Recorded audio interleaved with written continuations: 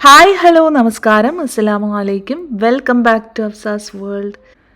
അടുത്ത തവണ ഉണ്ടല്ലോ ഫ്രിഡ്ജ് ക്ലീൻ ചെയ്യുന്ന സമയത്ത് ഞാൻ ഈ വീഡിയോയിൽ കാണിക്കുന്ന ടിപ്സൊക്കെ ഒന്ന് ഫോളോ ചെയ്തിട്ട് ചെയ്യുകയാണെന്നുണ്ടെങ്കിൽ 6 മാസമല്ല 1 വർഷമായാലും നമുക്ക് ഫ്രിഡ്ജ് ക്ലീൻ ചെയ്യാതെ തന്നെ പുതുപുത്തനായിട്ട് ഇരിക്കുകയും ചെയ്യും. ഫ്രിഡ്ജിൽ നിന്ന് സാധനങ്ങളൊക്കെ വലിച്ചു വാരി പുറത്തിട്ട് ഏത് സമയവും നമുക്ക് ക്ലീൻ ചെയ്തുകൊണ്ടിരിക്കേണ്ട ആവശ്യം ഉണ്ടാവില്ല. അപ്പോൾ ആ ടിപ്സൊക്കെ എന്തൊക്കെയാണെന്നൊക്കെ ഒന്ന് നോക്കിയാലോ. വീഡിയോ സ്കിപ്പ് ചെയ്യാതെ മുഴുവനായിട്ടൊന്ന് കണ്ടു വെക്കാം കേട്ടോ. എല്ലാവർക്കും ഉപകാരപ്പെടുന്നതാണ്. ഒട്ടും തന്നെ സമയം കളയേണ്ട, നമുക്ക് വീഡിയോയിലേക്ക് പോകാം.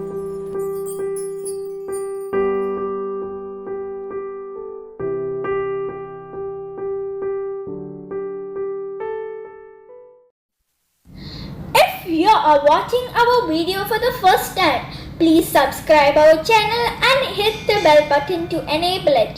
Like, comment and share. ഇന്ന് വീഡിയോയിൽ ആദ്യമായി കാണിക്കുന്നത് ഒരു സ്വീറ്റ് റൈസിൻ്റെ റെസിപ്പിയാണ് കേട്ടോ. ചക്കര ചോറെന്ന് പറയും. മലബാറുകാരുടെ ബറാത്ത് സ്പെഷ്യലായിട്ടുള്ള ഒരു കിടിലൻ ഐറ്റമാണ് കേട്ടോ. അപ്പോൾ അത് വെറും 1 കപ്പ് പച്ചരി കൊണ്ട് നമുക്ക് റെഡിയാക്കി എടുക്കാം. ആദ്യം തന്നെ ഞാൻ പച്ചരി നന്നായി കഴുകി വൃത്തിയാക്കി എടുക്കുന്നുണ്ട്. 1 കപ്പാണ് ഞാൻ എടുത്തിട്ടുള്ളത്. ഇനി അത് 1.5 കപ്പ് വെള്ളം കൂടി ഒഴിച്ചിട്ട് പ്രഷർ കുക്കറിൽ 1 വിസിൽ വരുന്നത് വരെ ഒന്ന് അടിച്ചെടുക്കാം. അതിന് ശേഷം ആവിയൊക്കെ ഒന്ന് പോയിട്ട് അത് തുറന്ന് ഇളക്കി കൊടുത്തതിന് ശേഷം അതിലേക്ക് 1 കപ്പ് ജാഗരി സിറപ്പ്, അതായത് ശർക്കര പാനി ഒഴിച്ചു കൊടുക്കാം. ആ മധുരമൊക്കെ ഒന്ന് ബാലൻസ് ചെയ്യാൻ വേണ്ടിയിട്ട് ഒരു നുള്ളു ഉപ്പും ഒരൽപ്പം ഏലക്ക പൊടിച്ചതും അല്പം ജീരകം പൊടിച്ചതും കൂടി ചേർത്ത് നന്നായിട്ട് ഇളക്കി കൊടുത്ത് അവസാനമായിട്ട് 1 കപ്പ് തേങ്ങ കൂടി ചേർത്ത് ഇളക്കി കൊടുക്കാം. ഇനി ഒരു 2 മിനിറ്റ് കൂടി നമുക്ക് വേവിച്ചെടുക്കാം. അതിനുശേഷം നെയ്യിൽ വറുത്തെടുത്തിട്ടുള്ള അണ്ടിപ്പരിപ്പും മുന്തിരി കൂടി ചേർത്ത് ഇളക്കുകയാണെന്നുണ്ടെങ്കിൽ നമ്മുടെ ചക്കര ചോറൂടെ റെഡി ആയിട്ടുണ്ട്. അണ്ടിപ്പരിപ്പും മുന്തിരിയും ഓപ്ഷണലാണ് കേട്ടോ. ഞാനപ്പോൾ അതുകൂടി ചേർക്കുമ്പോൾ നല്ല ടേസ്റ്റല്ലേ, നെയ്യിൽ വറുത്തെടുക്കുന്നതായതുകൊണ്ട് തന്നെ നല്ല ടേസ്റ്റാണ്. അതുകൊണ്ട് അതുകൂടി ചേർത്തു. അപ്പോൾ ഇതെന്തായാലും ട്രൈ ചെയ്ത് നോക്കാൻ മറക്കരുതേ.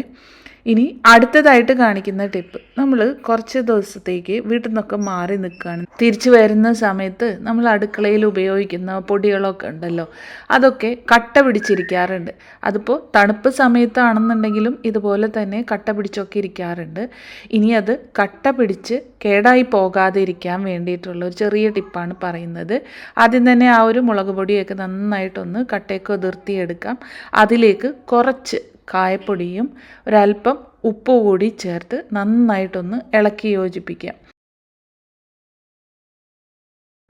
ഇതിപ്പോൾ നമ്മൾ കടയിൽ നിന്നൊക്കെ മുളക് പൊടി വാങ്ങിക്കൊണ്ടുവന്നതിന് ശേഷം ഇങ്ങനെ തന്നെ ഇട്ട് വെക്കുകയാണെന്നുണ്ടെങ്കിൽ ദീർഘനാൾ കട്ട പിടിക്കാതെ പൂപ്പലൊന്നും വരാതെ അതിൻ്റെ ആ ഒരു എരിവൊന്നും പോകാതെ തന്നെ നമുക്ക് ഒരുപാട് നാൾ സൂക്ഷിക്കാനായിട്ട് പറ്റും കേട്ടോ. അപ്പോൾ ഇത് കട്ട പിടിച്ച് എന്ന് തോന്നുന്ന മുളക് പൊടിയിലാണ് ഞാനിത് ചെയ്ത് കാണിക്കുന്നത്. അപ്പോൾ ഇത് ഈ 2 കൂട്ടം ഇട്ടിട്ട് നന്നായിട്ടൊന്ന് ഇളക്കി യോജിപ്പിച്ച് വെക്കുകയാണെന്നുണ്ടെങ്കിൽ പിന്നെ കട്ട പിടിക്കുന്നതൊക്കെ നമുക്ക് ഒഴിവാക്കാൻ പറ്റും. അത് പൂത്തൊന്നും പോകത്തില്ല.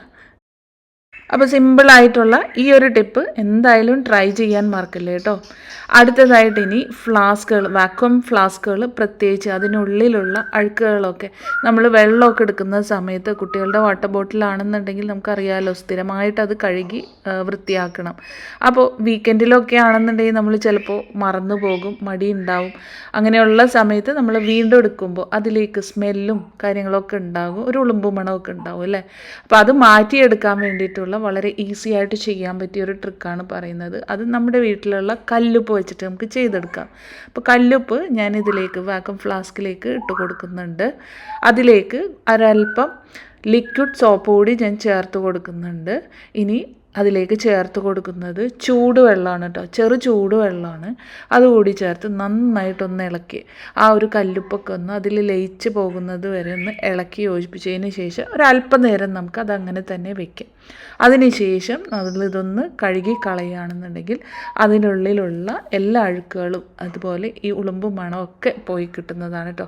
ആഴ്ചയിൽ ഒരിക്കലെങ്കിലും ഈ ഒരു രീതിയിൽ ഉറപ്പായിട്ടും നിങ്ങൾ ഈ വാട്ടർ ബോട്ടിലായാലും അല്ലെങ്കിൽ വാക്വം ഫ്ലാസ്ക് ആയാലും കഴുകിക്കളയുക. അപ്പോൾ ചായക്കറിയൊക്കെ ഉണ്ടെന്നുണ്ടെങ്കിൽ ഇതുപോലെ കഴുകി കളഞ്ഞിട്ടുണ്ടെങ്കിൽ ആ മണമൊക്കെ മാറിക്കിട്ടുന്നതാണ്. ഇനി അടുത്തതായിട്ട് പറയുന്ന ടിപ്പ്, നമ്മൾ സാധാരണ ധാന്യങ്ങൾ വേവിച്ചെടുക്കുന്നത്, പ്രത്യേകിച്ച് കടല, പയർ, പരിപ്പ് ഇങ്ങനെയുള്ളതൊക്കെ വേവിച്ചെടുക്കുന്നതിന് മുമ്പായിട്ട് നമ്മൾ കുതിർക്കാൻ വേണ്ടിയിട്ട് വെക്കാറുണ്ട്. ഇനി അത് കുതിർക്കാൻ വേണ്ടി മറന്നു പോവുകയാണെന്നുണ്ടെങ്കിൽ ഒട്ടും തന്നെ ടെൻഷൻ വേണ്ട. നമുക്ക് അരമണിക്കൂറിനുള്ളിൽ തന്നെ ഇത് കുതിർത്തിയെടുക്കാൻ വേണ്ടിയിട്ടുള്ള ഒരു ഉഗ്രൻ ടിപ്പാണ് കേട്ടോ പറയുന്നത്. അപ്പോൾ അതിന് വേണ്ടിയിട്ടും ഞാനിവിടെ ഒരു വാക്വം ഫ്ലാസ്ക് ആണ് എടുത്തിരിക്കുന്നത്. അതിലേക്ക് നമുക്ക് കുതിർക്കേണ്ട അരി അതിലേക്ക് ഇട്ട് കൊടുക്കാം. അപ്പം ഞാനിവിടെ പരിപ്പാണ് കാണിക്കുന്നത് കേട്ടോ. പരിപ്പ് ഈ ഫ്ലാസ്കിലേക്ക് ഇട്ട് കൊടുക്കുന്നുണ്ട്. ഇനി അതിലേക്ക് ഒഴിച്ചു കൊടുക്കുന്നത് തിളച്ച വെള്ളമാണ് കേട്ടോ. തിളച്ച വെള്ളം ഞാനൊരു 1/4 ഭാഗം ഒഴിച്ചു കൊടുക്കുന്നുണ്ട്. അപ്പം നമ്മൾ എടുക്കുന്ന ഫ്ലാസ്കിനനുസരിച്ചിട്ട് വേണം അതിലേക്ക് ഇട്ട് കൊടുക്കുന്ന പരിപ്പിൻ്റെയോ അല്ലെങ്കിൽ കടലയുടെയൊക്കെ അളവായാലും. അപ്പം ഞാനിവിടെ ഒരു 1/2 കപ്പ് പരിപ്പാണ് കേട്ടോ ഇവിടെ എടുത്തിരിക്കുന്നത്. അപ്പോൾ അതിലേക്ക് ഇട്ട് കൊടുത്ത് ഞാൻ ആ ഫ്ലാസ്ക് ഒന്ന് അടച്ച് വയ്ക്കുന്നുണ്ട്. ഇനി ഇതൊരു അരമണിക്കൂർ കഴിഞ്ഞ് നോക്കുകയാണെന്നുണ്ടെങ്കിൽ പരിപ്പൊക്കെ നന്നായിട്ട് കുതിർന്ന് കിട്ടുന്നതാണ് കേട്ടോ.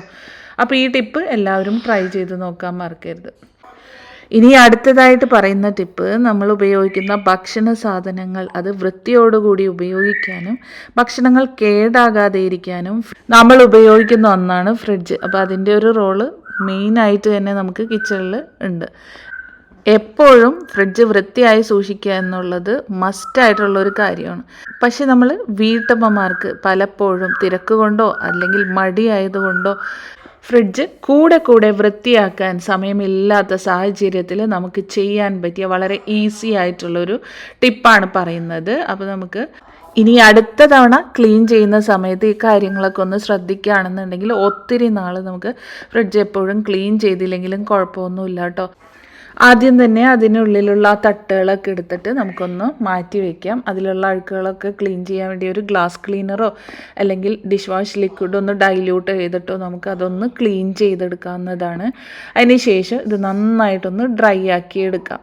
അതിനുശേഷം ഞാനിത് തിരിച്ച് ഫ്രിഡ്ജിലേക്ക് വെച്ച് കൊടുക്കുന്നുണ്ട്. ആ സമയത്ത് നമുക്ക് അതിലേക്ക് ഫുഡും ബോട്ടിൽസൊക്കെ വെക്കുന്നതിന് മുമ്പായിട്ട് അതിലേക്കൊരു ക്ലിംഗ് റാപ്പ് ഫിലിമാണ് ഞാൻ വെച്ച് കൊടുക്കുന്നത് കേട്ടോ.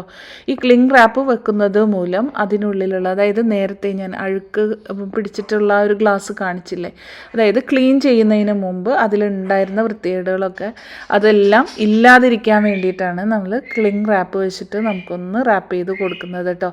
അപ്പോൾ അതിന് മുകളിലായിട്ട്, ആ ഗ്ലാസിൻ്റെ മുകളിലായിട്ട് നന്നായിട്ട് അതൊന്ന് ക്ലിംഗ് റാപ്പ് ചെയ്ത് കൊടുക്കുകയാണെന്നുണ്ടെങ്കിൽ ഫുഡൊക്കെ വീണിട്ട് വൃത്തികേടാകാതെ തന്നെ നമുക്ക് ഗ്ലാസ് ക്ലീനായിട്ട് എപ്പോഴും സൂക്ഷിക്കാനായിട്ട് പറ്റുന്നതാണ് കേട്ടോ.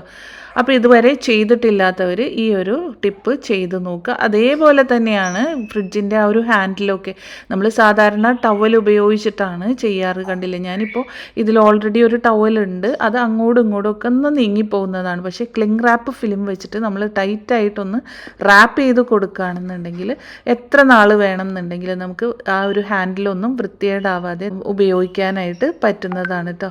അപ്പോൾ നെക്സ്റ്റ് ടൈം ഫ്രിഡ്ജ് ക്ലീൻ ചെയ്യുന്ന സമയത്ത് ഇങ്ങനെയൊന്ന് ചെയ്തു നോക്കുക കേട്ടോ. അപ്പോൾ നമ്മുടെ ജോലി ഭാരം കുറയുകയും ചെയ്യും. ഫ്രിഡ്ജ് ഒരുപാട് നാൾ നമുക്ക് വൃത്തിയായിട്ട് സൂക്ഷിക്കാനായിട്ട് പറ്റുന്നതാണ്. അപ്പോൾ ഇന്നത്തെ എൻ്റെ ടിപ്സുകളെല്ലാം തന്നെ നിങ്ങൾക്ക് യൂസ്ഫുള്ളായി എന്ന് വിചാരിക്കുന്നു. വീഡിയോ ഇഷ്ടപ്പെട്ടാൽ ലൈക്ക് ചെയ്യാനും ഷെയർ ചെയ്യാനും അതുപോലെ നിങ്ങളുടെ വിലപ്പെട്ട ഫീഡ്ബാക്ക്സ് കമൻസ് ആയിട്ട് അറിയിക്കാനും മറക്കല്ലേ ഫ്രണ്ട്സ്. സബ്സ്ക്രൈബ് ചെയ്യാതെ കാണുന്ന കൂട്ടുകാരാരെങ്കിലും ഉണ്ടെന്നുണ്ടെങ്കിൽ ആ സബ്സ്ക്രൈബ് ബട്ടൺ കൂടി ഒന്ന് പ്രസ് ചെയ്യണേ. തൊട്ടടുത്തുള്ള ബെല്ലൈക്കണിൽ ഓൾ എന്നുള്ള ഓപ്ഷൻ, അത് ഓൾ എന്നുള്ളത് കൊടുക്കുകയാണെന്നുണ്ടെങ്കിൽ ഞാൻ ഇനി ഇടുന്ന വീഡിയോസ് നിങ്ങൾക്ക് അപ്പോൾ തന്നെ നോട്ടിഫിക്കേഷൻസ് ആയിട്ട് കിട്ടുന്നതായിരിക്കും. അപ്പോൾ ഇൻഷാ അല്ലാഹ് മറ്റൊരു വീഡിയോ ആയിട്ട് വരുന്നത് വരേക്കും എല്ലാ കൂട്ടുകാർക്കും താങ്ക്സ് ഫോർ വാച്ചിങ്.